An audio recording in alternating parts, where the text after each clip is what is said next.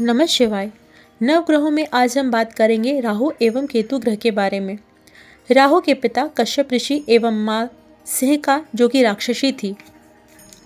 केतु मृत्यु देवी के पुत्र थे। बाद में कश्यप ऋषि एवं दनु देवी के द्वारा उनका लालन पोषण किया गया। राहु एवं केतु के जन्म के विषय में अलग अलग ग्रंथों में अलग अलग कथा वर्णित है। सबसे लोकप्रिय कथा सागर मंथन की है, जिसमें राहु देवताओं का वेश लेकर अमृत के लिए देवताओं के साथ जाकर बैठ गए। बाद में विष्णु जी जो कि मोहिनी अवतार में अवतरित थे, उनके द्वारा राहु एवं केतु को दंड स्वरूप विभाजित किया गया। पर हम नवग्रहों को यथार्थ स्वरूप इस पद्धति पर चलते हैं, जो इस प्रकार है।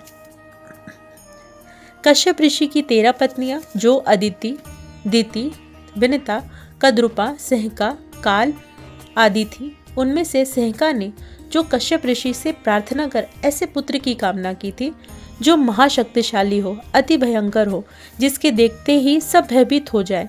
फलस्वरूप उसे राहु की प्राप्ति हुई थी एवं सभी देवों ने आशीर्वाद दिया और ब्रह्मा जी ने उनका नामकरण राहु किया था।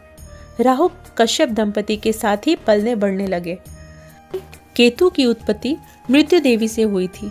जब भूदेवी यानी पृथ्वी पर सभी प्राणियों का भार बहुत बढ़ जाने के कारण भूदेवी उनका वहन करने में असमर्थ हो गई थी, तब उन्होंने ब्रह्मा जी से प्रार्थना की कि ब्रह्मा जी ने देखा कि प्राणियों की संख्या भयंकर रूप से बढ़ चुकी है और भूमि पर उपद्रव की सीमा पार कर चुकी है।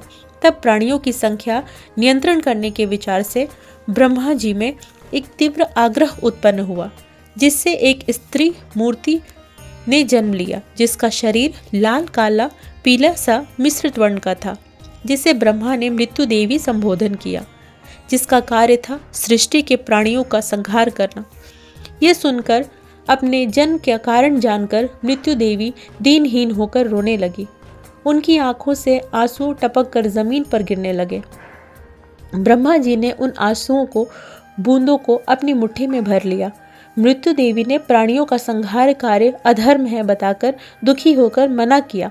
फिर ब्रह्मा जी ने सृष्टि में असंतुलन और उनके जन्म का कारण ही संहार है समझाया, कर्तव्य बोध कराया और यह भी बताया कि आप किसी का वध नहीं करोगी, बस आप जो आपके आंसू मैंने संभाले थे, एक एक अश्रु की बूंद एक एक रोग के रूप में रूपांतरित होकर प्राणियों को मरणावस्था में ले जाएंगे। उस कार्य को क्रम में लाना ही आपका कर्तव्य है। मृत्यु देवी स्थिति को समझकर गहरी दुख से विचलित होकर उनकी सांस निकली।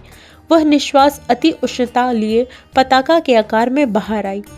फिर वो एक बालक के रूप में परिवर्तित हो गई, जिसे ब्रह्मा जी ने केतु यानी पताका मृत्यु देवी का पुत्र कह के संबोधित किया। ब्रह्मा ने कहा, केतु राक्षस लक्षणों को लेकर जन्मा है, जिसे कश्यप ऋषि के आश्रम में ही पलना है, जो पहले भी राक्षस संतति को प्राप्त किए हुए हैं।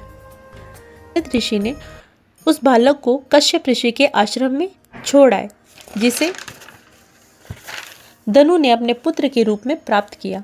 फिर नारद ऋषि ने बालक के विषय में दनु और कश्यप को सारी जानकारी दी और उसे अपने पुत्र की तरह पालन करने को कहा, जिससे कश्यप दंपति ने खुशी खुशी स्वीकार कर लिया। आश्रम में ही सिंहिका पुत्र राहु और दनु पुत्र केतु साथ साथ बढ़ने लगे। उन दोनों के बीच अलौकिक संबंध बनने लगा। दोनों एक दूसरे के साथ साथ ही रहने लगे और एक दूसरे की परछाई की तरह ही साथ रहते, जिसे देखकर दनु और सिंहिका भी हैरान हो जाते थे।